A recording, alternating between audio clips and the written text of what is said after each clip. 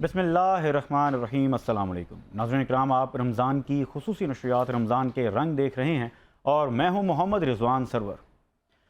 بسم اللہ الرحمن الرحیم۔ ناظرین، ابتدا ہے اس نام سے جو بڑے نام والا ہے، بڑے کام والا ہے۔ ہر صبح کی صبح اس کے نام، ہر شام کی شام اس کے نام۔ اس کے نام سے کہ میری جوانی جس کے دم سے، یہ رت مستانی جس کے دم سے، پانی میں روانی جس کے دم سے، اور دنیا کی کہانی جس کے دم سے۔ اس کے نام سے کہ ہر روز کا آنا جس کا ہے، ہر روز کا جانا جس کا ہے، ہر ایک گھرانہ جس کا ہے، یہ سارا زمانہ جس کا ہے۔ اس کے نام سے کہ جو تھا بھی ہے بھی ہوگا بھی، جو اس بھی ہے جو اس بھی ہے، جو یہ ہے وہ ہے جس بھی ہے، جو پھول بھی ہے اور خوشبو بھی، اور رنگ کا بولتا جادو بھی، جو لفظ بھی ہے اور معنی بھی، اور آپ ہی اپنا ثانی بھی، جو تیرا میرا سب کا ہے، یہ جو بھی ہے سب رب کا ہے۔ ناظرین کرام، آج الحمدللہ 20واں روزہ ہے، جہاں ہمیں شکر ادا کرنا چاہیے کہ اللہ پاک نے ہمیں یہ رمضان ایک دفعہ پھر نصیب فرمایا۔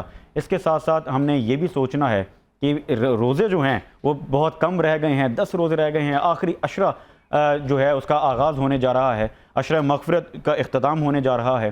ہم نے ایک لمحہ بھی ایسا نہیں گزارنا کہ جس میں ہمیں یہ محسوس ہو کہ ہم نے رمضان کا حق ادا نہیں کیا۔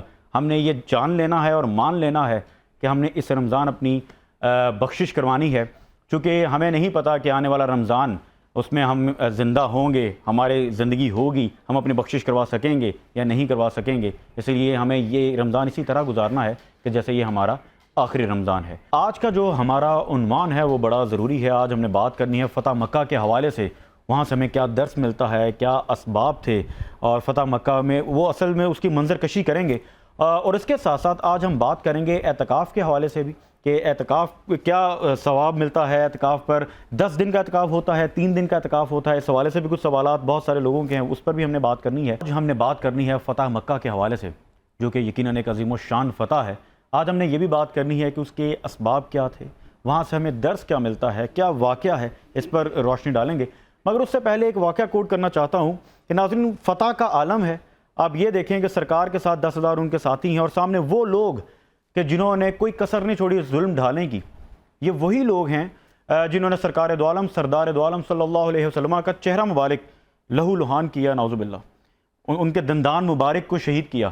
یہ وہی لوگ ہیں جنہوں نے اپنی زبان اور خرافات سے حضور کے قلب کو زخمی کیا۔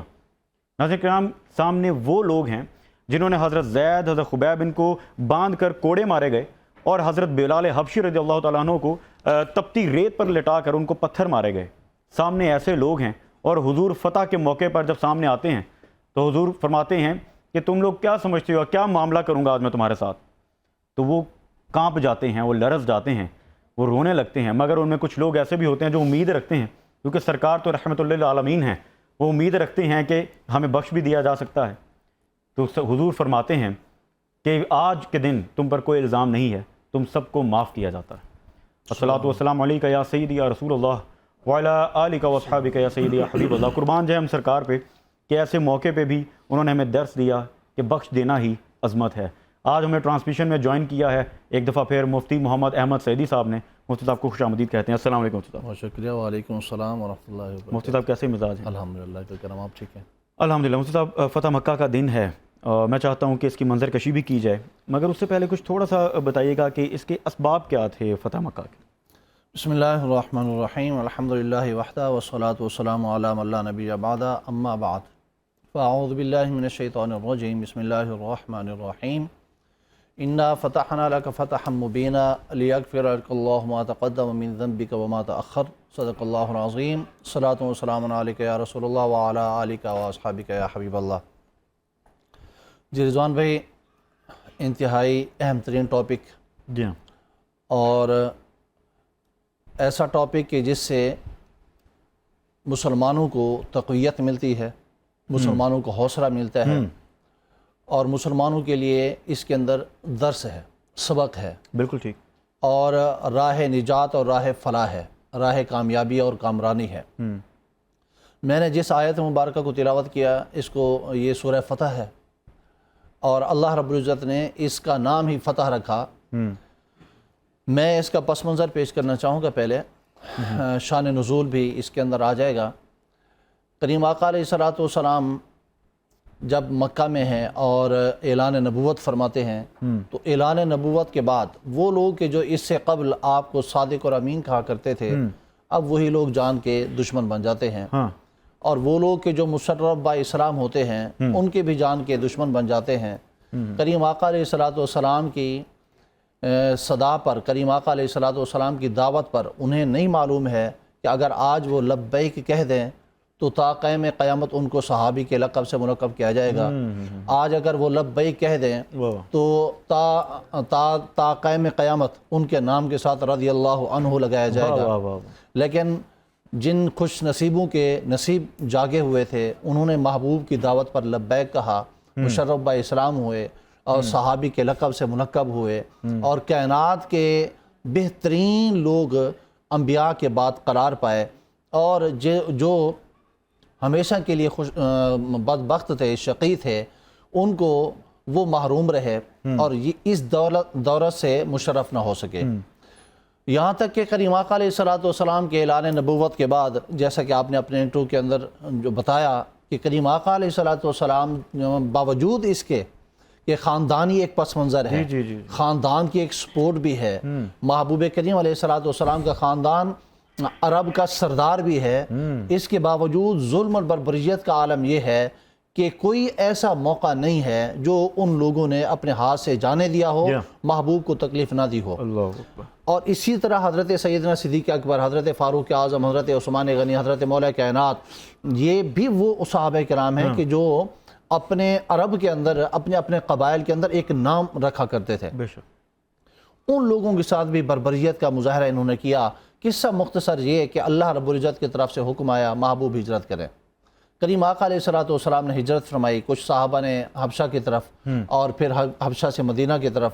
محبوب کریم بھی تشریف لے جاتے ہیں۔ مکہ کو جب چھوڑ رہے ہیں تو میرے محبوب کریم علیہ السلام کا انداز اور عالم یہ ہے، میرے آقا ایک قدم آگے بڑھتے ہیں، پھر مڑ کر بیت اللہ کی طرف دیکھتے ہیں اور مخاطب ہو کر کہتے ہیں، اے کعبہ، اللہ کی قسم جس کے قبضہ قدرت میں میری جان ہے، تیرے ارد گرد کے رہنے والے لوگ اگر مجھے مجبور نہ کرتے تو میں تجھے کبھی بھی چھوڑ کر نہ جاتا۔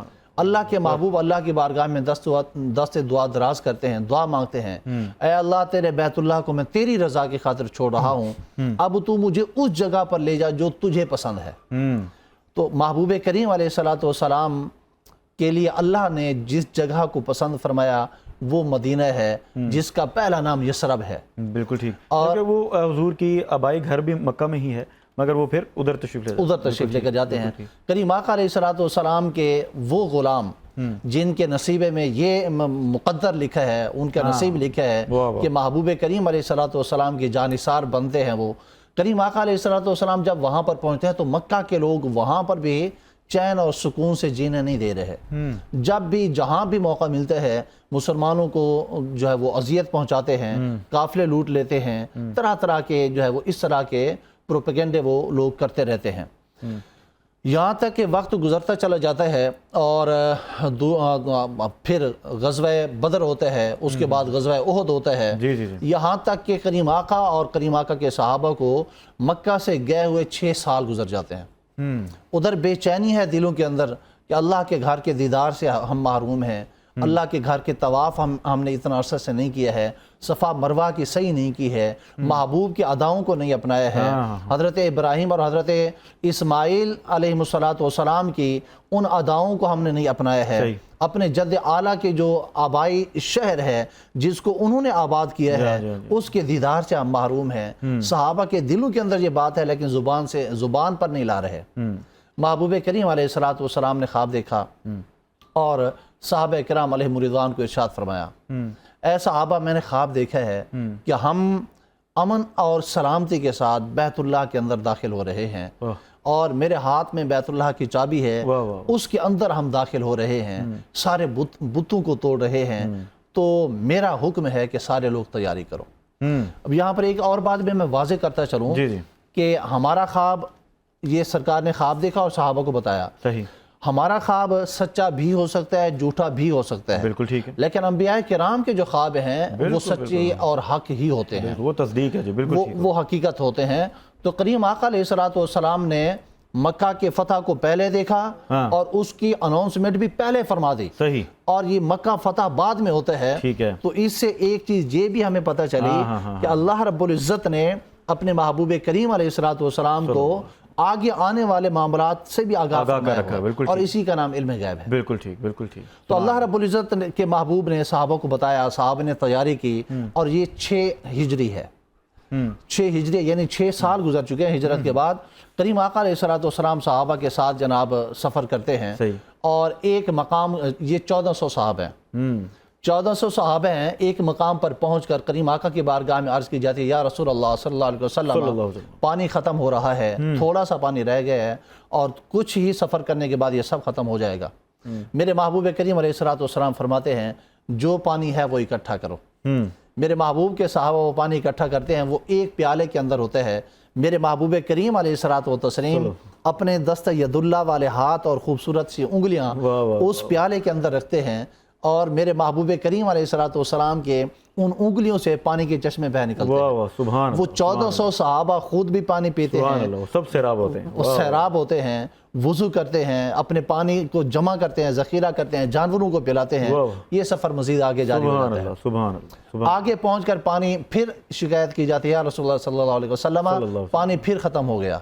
جس جگہ پر پہنچے وہاں پر کیفیت یہ تھی کہ ایک کنواں موجود ہے، ٹھیک ہے، کنواں تو ہے لیکن اس کنویں کے اندر پانی نہیں ہے۔ اچھا، میرے محبوب کریم علیہ السلام اس کنویں کے اوپر جلوہ فغان ہوتے ہیں، پہنچ کر میرے آقا اپنا لعاب دہن اس کنویں کے اندر عطا فرماتے ہیں۔ وہ کنواں کے جو خشک تھا، میرے محبوب کے لعاب دہن سے وہ پانی ابلتا ہے، اور پانی جو ہے کنویں کے اوپر آ جاتا ہے۔ سبحان اللہ، سبحان اللہ، سبحان۔ کریم آقا علیہ السلام کے اس معاملے کو، یہ پانی آ گیا، سب سیراب ہوئے، آگے چلتے ہوئے میرے محبوب کریم علیہ السلام مقام ہے یہ حدیبیہ کے مقام پر پہنچے، اور وہاں لوگوں کو پتہ چلا، مکہ کے لوگوں کو پتہ چلا کہ محمد کریم آئے ہوئے ہیں، اور لگتا یہ ہے کہ وہ حملے کے لیے آ رہے ہیں۔ جی ہاں، انہوں نے اپنے لوگوں کو بھیجا، اس میں عبداللہ بن مسعود ثقفی صحیح، وہ بھی ہیں، وہ آتے ہیں اور آ کر جائزہ لیتے ہیں کہ یہاں پر کیفیت کیا ہے، کنڈیشن کیا ہے۔ وہ آ کر جائزہ لیتے ہیں، اور پیچھے جا کر تجزیہ جا کر پیش کرتے ہیں، اپنی رپورٹ پیش کرتے ہیں، اور جا کر یہ کہتے ہیں کہ میں محمد عربی کو، ان کے غلاموں کو دیکھ کر آیا ہوں، اور میں نے دیکھا ہے کہ محمد کریم علیہ السلام بولتے بعد میں ہیں، ان کے غلام، ان کے صحابہ عمل پہلے کرنے کے لیے حاضر ہوتے ہیں، اور ان کی کیفیت یہ ہے کہ محمد کریم اگر وضو کرتے ہیں تو صحابہ اس قدر ادب کرتے ہیں کہ پانی کا ایک قطرہ بھی نیچے نہیں جانے دیتے ہیں۔ محمد کریم اپنے لعاب دہن اگر نکالتے ہیں تو صحابہ اس کو بھی لے کر اپنے جسموں کے اوپر مل لیتے ہیں۔ اور میں نے دیکھا ہے میں بڑے بڑے بادشاہوں کی درباروں کے اندر بیٹھا ہوں، میں نے وہ ادب بادشاہوں کا نہیں دیکھا ہے جو ادب محمد کریم کا، محمد کریم کے صحابہ کیا کرتے ہیں۔ لہٰذا میرا مشورہ یہ ہے، محمد کریم کے ساتھ سامنے کھڑے مت ہو، ان کا مقابلہ مت کرو، اور ان کے ساتھ جنگ نہ کرو۔ وہ عمرے کے لیے آئے ہیں، لہٰذا ان کو عمرہ کرنے دو۔ اچھا، یہ پہلا موقع ہوتا ہے کہ جب یہ تجویز آتی ہے، اور اس تجویز کے اوپر پھر تمام عرب کے سردار اور مشرکین کے سردار جو بیٹھتے ہیں، میٹنگ ہوتی ہے۔ اس میٹنگ میں طے یہ بات ہے کہ چلیں اس سال تو ہم ان کو عمرہ نہیں کرنے دیں گے، اس سال ہم واپس ہی بھیجیں گے، لیکن ان کے ساتھ جو ہے معاہدہ ہو جانا چاہیے۔ اور معاہدہ ہوا، اس معاہدے کو صلح حدیبیہ کا نام دیا گیا۔ اور اس اگر ٹائم ہو تو میں آگے چلوں، کوئکلی اس کو کرتے ہیں، باقی بریک کے بعد کرتے ہیں انشاءاللہ۔ ٹھیک ہے۔ تو اس موقع پر کریم آقا علیہ السلام کے ساتھ معاہدہ ہوا، اس معاہدے کی کیا شکیں تھی، اس پر پھر بریک کے بعد۔ بالکل ٹھیک ہے مفتی صاحب، بڑی خوبصورت انداز میں منظر کشی کر رہے ہیں، فتح مکہ کے حوالے سے ہم بات کر رہے ہیں۔ ناظرین، کیا درس ملتا ہے اور یہ واقعہ اصل میں ہے کیا، اس پر ہم مزید بات کریں گے